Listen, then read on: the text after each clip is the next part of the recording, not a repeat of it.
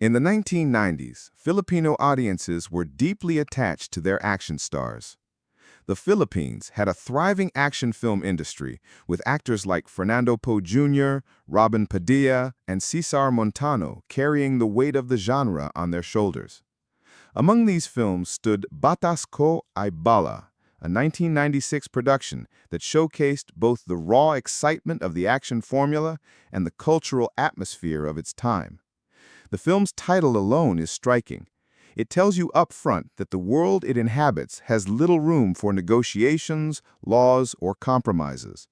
In this universe, justice is swift and violent, and the bullet itself is the only real law that matters. Cesar Montano played the lead role of Guillermo, a man defined not only by his strength, but by the tension between his humanity and his role as a fighter. Montano was at a crucial point in his career when this film was released, already climbing toward the height of his stardom. His performance in this movie is a blend of stoicism and intensity, traits that fit perfectly into the Filipino action hero archetype, calm and quiet until pushed to the limit, and then unstoppable once violence erupts. Guillermo's story is one of vengeance, justice, and survival. He is not simply a man who loves violence. He is someone who is forced to embrace it because the world around him leaves him no other option. Donita Rose starred opposite Montano as Emma, a role that injected warmth and emotional grounding into the film. Her character served as a reminder that Guillermo's journey wasn't just about killing or defeating villains, but about protecting love and preserving relationships despite the chaos of his environment.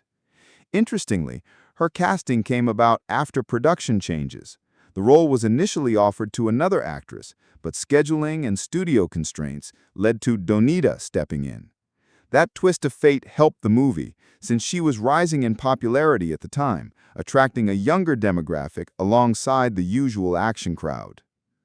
The antagonist in the story, played by John Regala as Ringo, is a ruthless and unflinching villain. Regala, known for his menacing screen presence, gave Ringo layers of cruelty that made audiences root harder for Guillermo to succeed. Ringo represented the kind of unrestrained evil that many Filipinos associated with real-world corruption and crime. He was not just a gangster, but the physical embodiment of greed and power without conscience. The battle between Guillermo and Ringo wasn't only physical. It was symbolic of the fight between ordinary Filipinos and the oppressive forces that ruled over them. The supporting cast included seasoned veterans like Efren Reyes Jr., Dick Israel, Jaime Fabregas, and Robert Arevalo. Their presence enriched the movie, ensuring that every character, whether ally or enemy, felt like a real part of this dangerous world. Efren Reyes Jr. brought gravitas to his role, while Dick Israel and Fabregas played their parts with energy and flair, balancing the film between heroism and treachery. From a filmmaking perspective, Batas Ko Ay Bala was a carefully assembled project. Augusto Salvador, the director, was already known for his sharp eye in editing and pacing, and here he kept the film moving at a tight rhythm.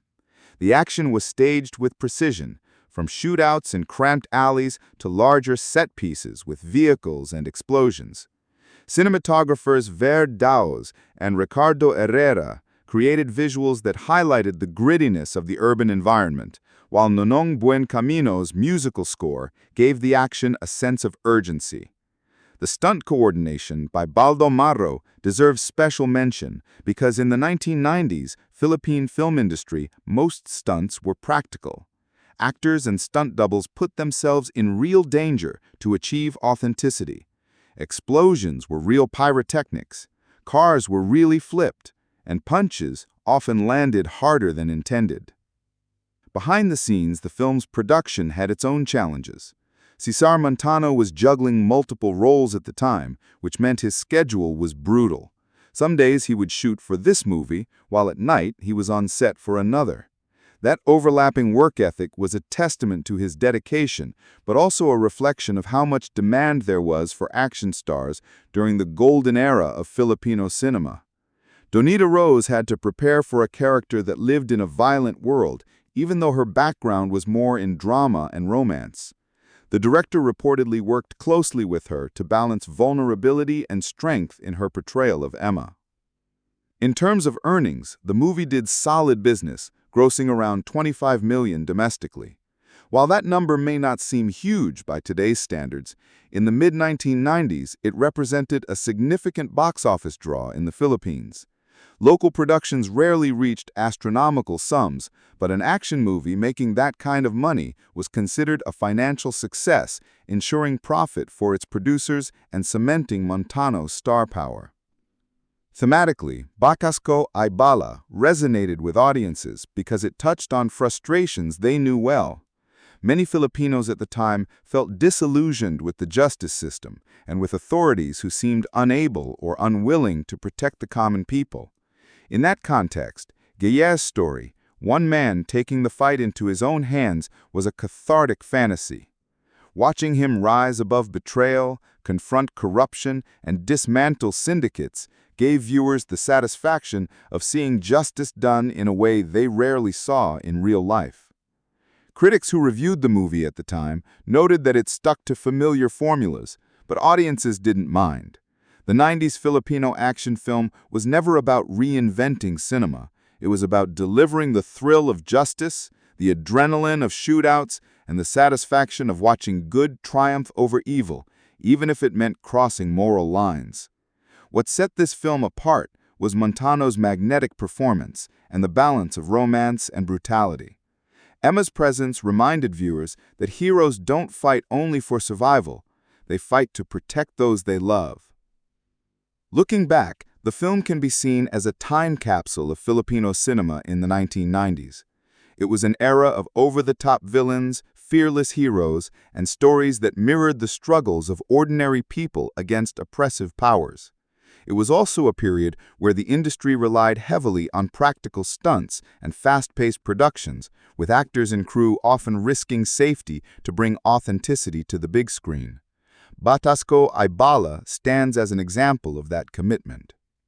The conclusion of the film, where Gayer finally confronts his enemies, is both satisfying and symbolic. His victory is not just personal revenge, but a reclamation of justice in a world where bullets often spoke louder than laws. Even today, fans of Filipino action films look back at Batas Ko Ay Bala with fondness. It may not have broken every box office record or reinvented the genre, but it contributed to the enduring legacy of 90s action cinema. With its powerful cast, memorable villain, romantic subplot, and explosive action, it remains a solid entry in Cesar Montano's career and a reminder of the era when action movies ruled the local box office.